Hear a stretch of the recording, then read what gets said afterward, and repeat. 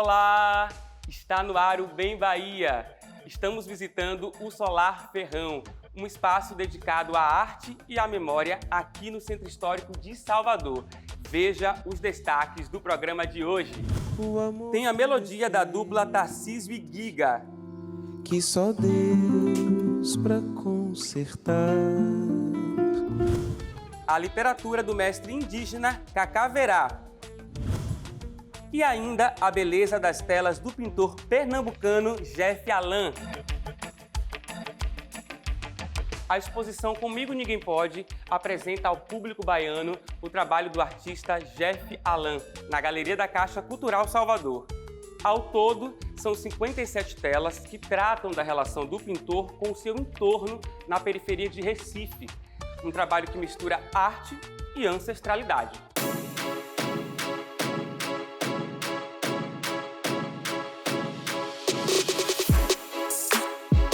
O trabalho de Jeff eu conheci aí, né, nas redes sociais, nas andanças entre amigos, e é sempre uma imagem que chama muita atenção. Então, ver o trabalho de Jeff não deixa a gente esquecer.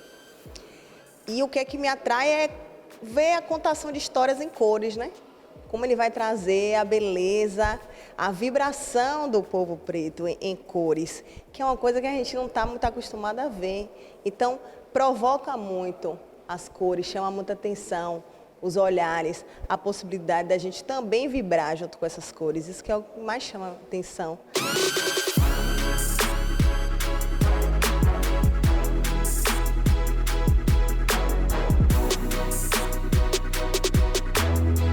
São 41 obras, 2 delas inéditas, de Jeff Alan aqui na exposição Comigo Ninguém Pode. Jeff, eu queria falar dessas obras, né, como é que elas foram pensadas, mas antes eu preciso saber quem são essas pessoas que estão sendo representadas aqui. Muitas dessas pessoas que estão retratadas nas minhas obras são pessoas do meu convívio, pessoas que eu conheço, pessoas que eu tive uma troca, que eu pude fotografar e mostrar o meu processo criativo, até chegar ao ateliê, produzir essas telas e trazer para a exposição.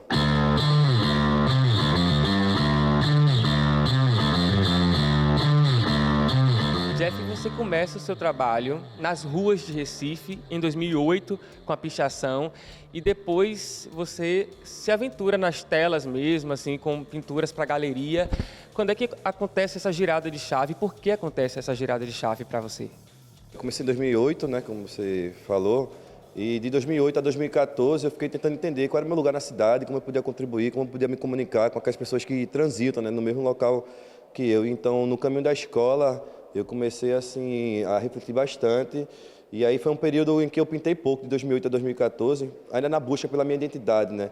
E de 2014 até 2018, que eu fui assim entendendo o meu local na cidade, criando uma identidade artística, e de 2018 a 2020 e para cá, em que eu firmei, né, o meu estilo de pintura, que começou essa transição, e aí eu pude alcançar galerias, museus, e por isso que eu estou aqui, né? Mas também estou nas ruas, ou melhor, principalmente nas ruas, porque tudo que está aqui acontece nas ruas, sabe?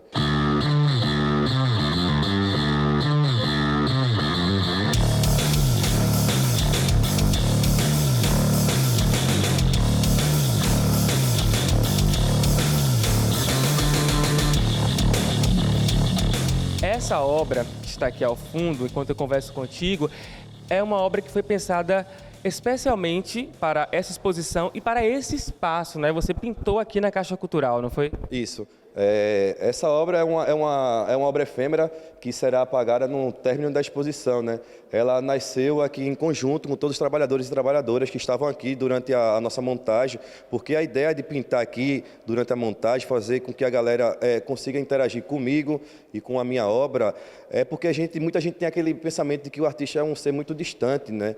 Então foi legal aqui, Dona Janete, Dona Marta, Pablo, todo mundo aqui contribuiu, sabe, com esse painel. E esse painel vai ser apagado, mas muita gente se questiona, por que vai ser apagado, por que não mantém? E quantos murais são apagados nas ruas, sabe, e a galera não se comove? Por que tem que chegar dentro de um museu, sabe, para que seja visto, se isso acontece na rua? Isso aqui é um painel que foi feito com spray, mas isso não é grafite, sabe? O grafite acontece fora do museu, o grafite acontece nas ruas, todo santo dia. Muitas das vezes a gente ignora o que as paredes nos dizem nas ruas.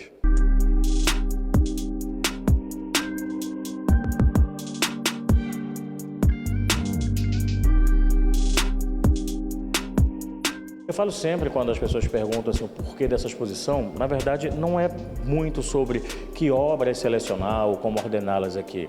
É para mostrar um pouco a urgência e a importância do discurso visual de Jeff Alan. Porque durante quase 500 anos, se a gente for parar para pensar numa história da arte na modernidade ocidental, essa história ela foi escrita, pintada e desenhada pelo homem branco do ponto de vista social e político. Esse direito tem sido um direito branco até então. E Jeff, nesse panorama dessa nova arte preta figurativista do Brasil, e mesmo do Ocidente, é um dos talentos mais interessantes. Eu costumo dizer que essa exposição aqui não é para ser vista como algo, um elemento de decoração, tudo que está aqui. Isso aqui é um ato político, uma ferramenta de transformação social, sabe? Aqui é o nosso local de denúncia, aqui é o nosso local de sonhos, aqui é o nosso local de viver e estar, sabe? A gente não quer ocupar, a gente quer fazer parte desse corpo aqui, esse grande corpo, né? Porque a gente sabe da importância da arte, principalmente na vida das nossas crianças.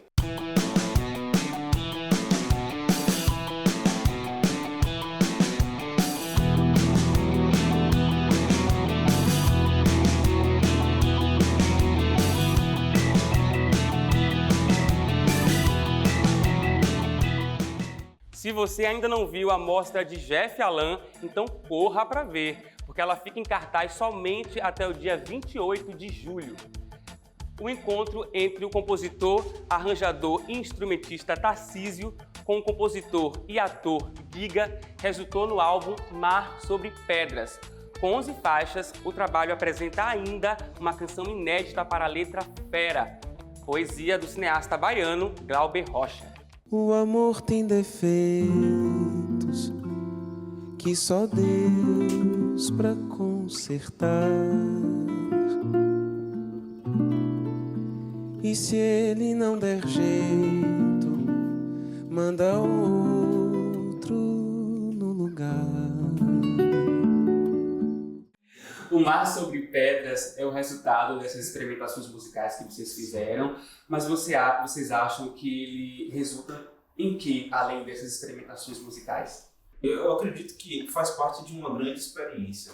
Eu acho que mais do que um recorte de ser estritamente uma experiência musical, é uma experiência de coletividade também. E eu acredito também que essa experiência se estende à nossa rede. Então, as músicas, por exemplo, refletem, embora elas estejam vinculadas inexoravelmente a uma tradição de música brasileira, é um disco de música brasileira, mas são temas contemporâneos brasileiros. Numa hashtag que está bombando, essa minha rede compartimentada, rebentando em ondas que não se sustentam. Nessa mesma hora alguém está morrendo, morre do desejo de tanto lacrar.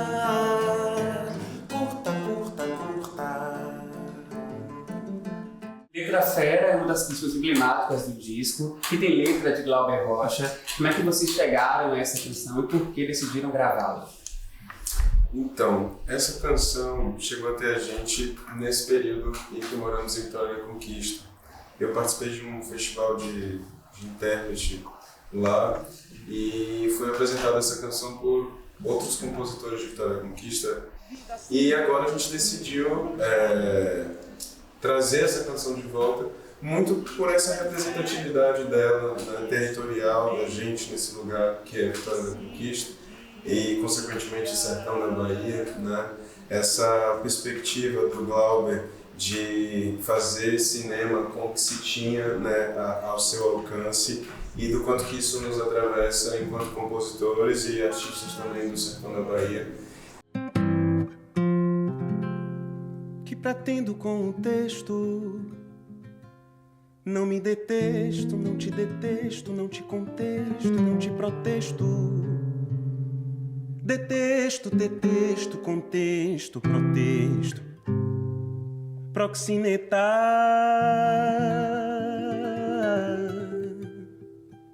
Como é que as vivências de vocês, na cidade natal de vocês, né?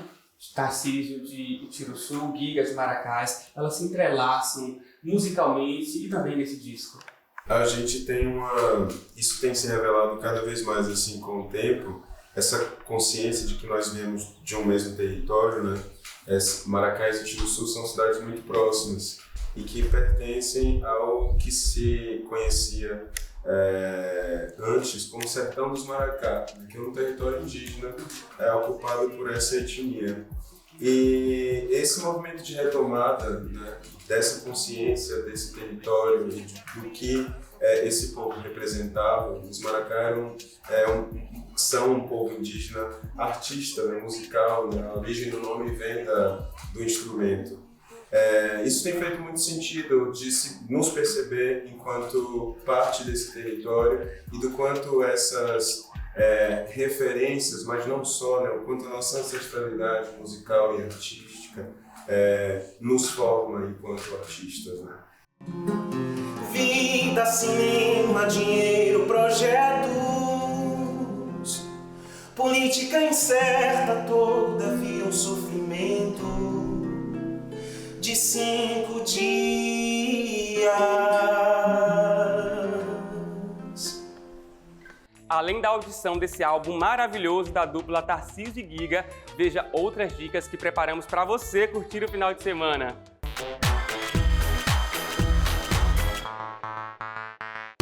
As mulheres ainda lutam para se firmar em determinados espaços, mas não tem jeito, para essa turma aí, lugar de mulher é no cinema. A mostra, em sua 7ª edição, exibe filmes dirigidos por mulheres e pessoas não binárias. Na programação, obras nacionais, baianas e filmes voltados para a infância e a adolescência. Eu senti um cheiro de pipoca.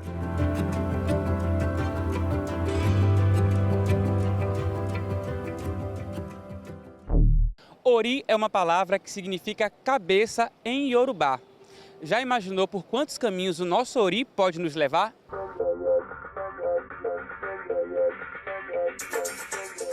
Desta vez, ele nos leva para Jequié, em busca do espetáculo Oriô. A montagem fala do papel da religiosidade na construção da nossa própria personalidade.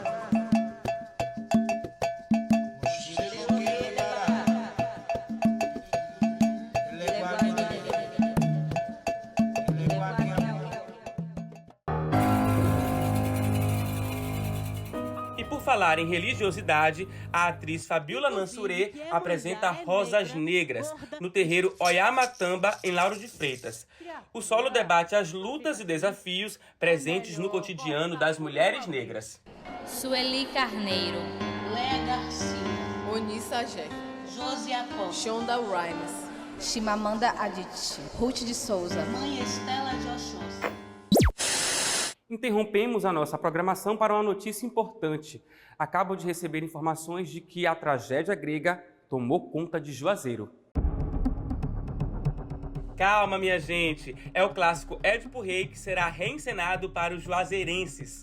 O rei Édipo é marcado por uma profecia que lhe atormenta a vida. Será que desta vez ela vai se cumprir?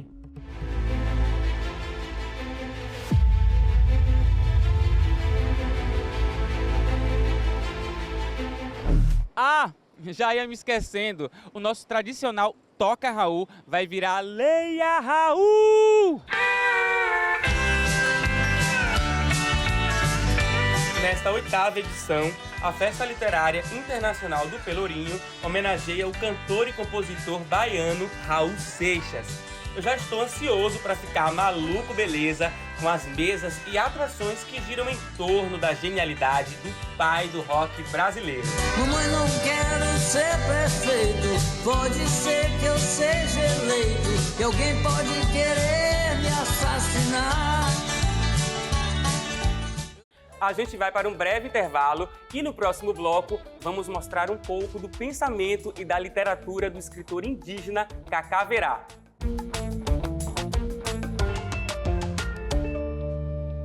Estamos de volta com o Bem Bahia, diretamente do Solar Ferrão, esse prédio centenário que abriga um acervo riquíssimo, com uma coleção de arte popular, arte africana e os instrumentos tradicionais da etnomusicóloga Emília Biancardi. Vale muito a pena a visita. Riquíssimo também é o trabalho de escritores indígenas para a literatura brasileira. A cultura e a filosofia dos povos originários nunca foram tão necessárias. A obra do autor Cacá Verá está aí para comprovar isto. É o que vemos agora no Bem Bahia.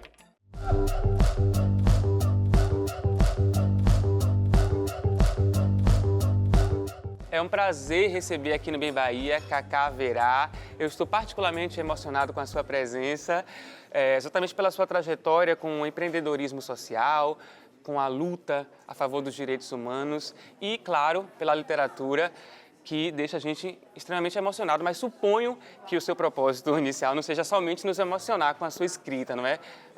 Quais são as suas pretensões? Durante muitos séculos, o Brasil ficou sem conhecer as visões de mundo dos povos milenares daqui. E ainda hoje existe muita dificuldade em reconhecer essas culturas, os valores dessas culturas. Então eu encontrei na literatura, no livro, lá no início dos anos 90, uma maneira de trazer as visões de mundo, trazer os saberes, para que a sociedade não indígena conheça de fato assim essa alma ancestral, sabe?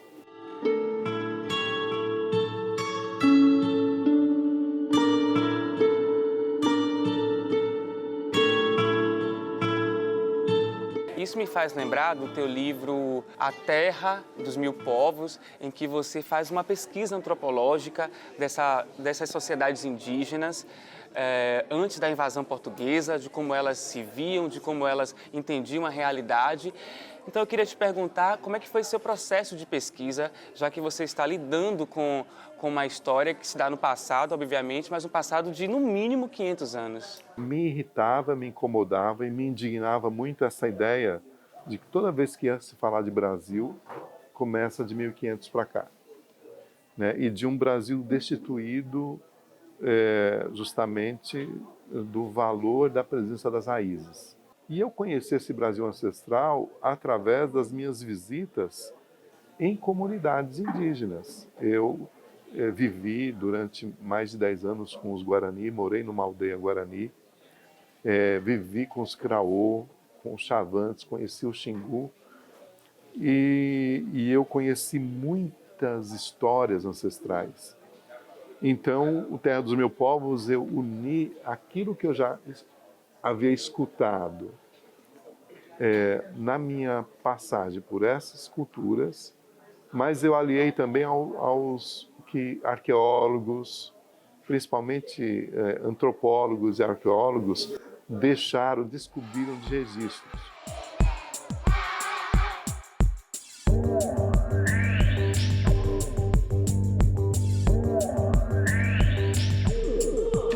O Menino Trovão também é um livro bem antológico, é uma história que eu já contava há 30 anos oralmente. Essa história, e na cosmovisão da tradição tupi-guarani, ela já existia.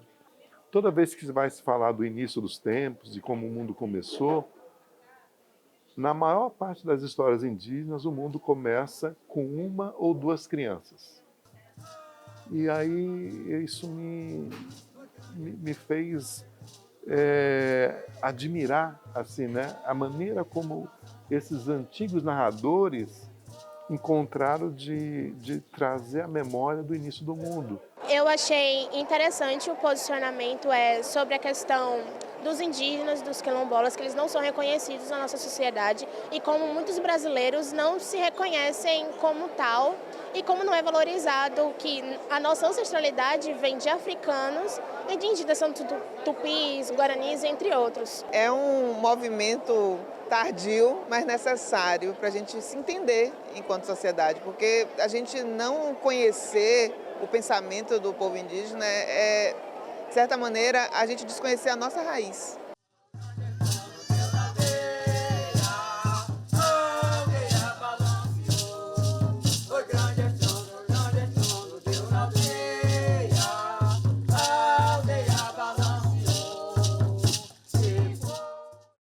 Deu para ver que eu adorei bater esse papo com Cacá Verá.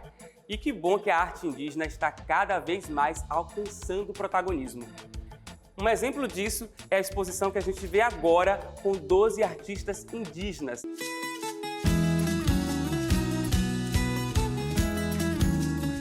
Com curadoria de Sandra Benites e Vera Nunes, a exposição Nhé é Sé tem o propósito de comunicar ideias e emoções das 12 artistas indígenas vindas de diferentes regiões do Brasil.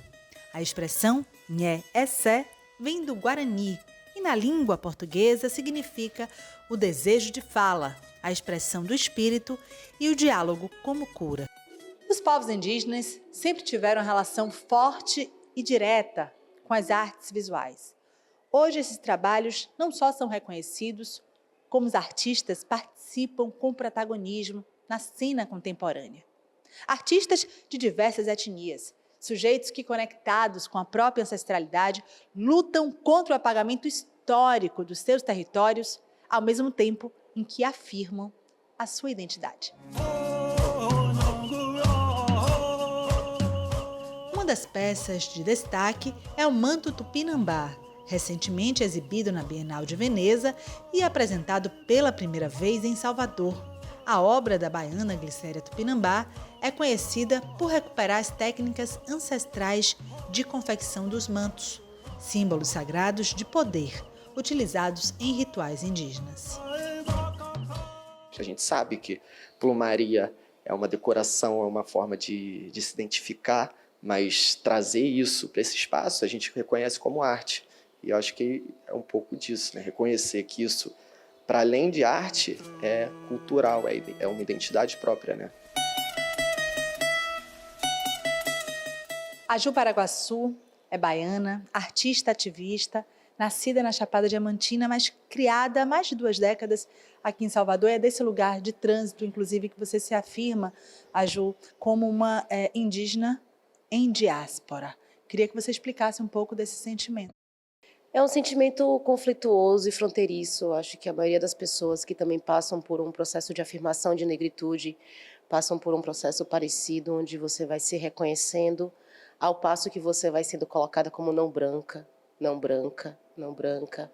E a gente tenta ali puxar do tio-avô, da avó, e aí eu vou descobrindo que tinham os tapuias, e eu vou descobrindo que os paraguaçus eram negros com indígenas, né? Então eu vou descobrindo ali uma coisinha aqui, uma coisinha cá, uma fotografia, aquelas bisavós que a gente só sabe que foram indígenas raptadas, mas que a gente não tem mais o nome, que a gente não tem mais a história, mas do avô tem. Do avô tem a história, tem o nome, tem onde nasceu, tem de onde veio, e das avós, das bisavós não, né? Yacunan Tuxá, da aldeia Tuxá de Rodelas, na Bahia, também artista da nossa terra, e que através de sua arte nos desafia por olhares que transitam ou que nos propõem a refletir a questão do aldeamento e o trânsito também entre as cidades. Toda a minha estética, toda a minha identidade, a minha poética está relacionada com a minha aldeia, a aldeia mãe do povo Tuxá, lá em Rodelas, e todo o contexto geográfico, de onde estamos localizados, o bioma, a Caatinga, o Rio São Francisco, do qual vivemos e preservamos, compõe a minha identidade, compõe o meu fazer artístico. Salvador é a 3ª capital com maior presença indígena.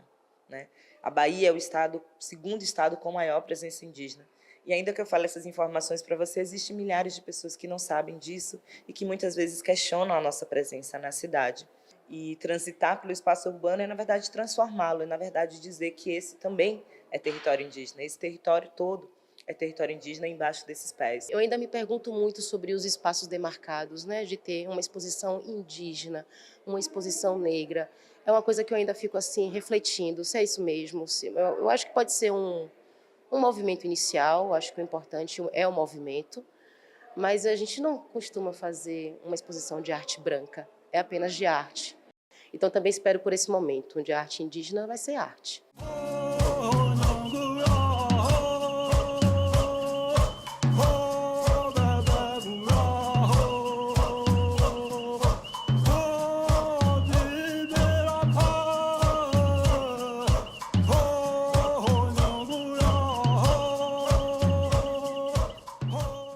O Bem Bahia está terminando, mas antes eu quero deixar um recado para vocês. Acompanhem a gente nas redes sociais. Eu me despeço, mas deixo vocês com um pouco mais do som da dupla Tarcísio e Giga. Um beijo e até a próxima. Um amor de mentira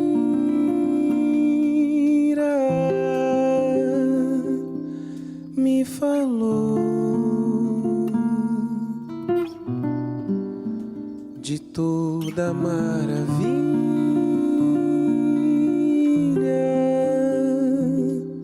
que plantou. O amor tem defeitos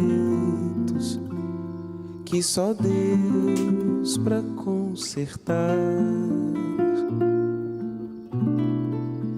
E se ele não der jeito, manda outro no lugar. O encontro da vida com os desejos da razão. O ponto de partida para qualquer comunhão. O amor tem um dom de quem vai pra não voltar. Vai pra não voltar.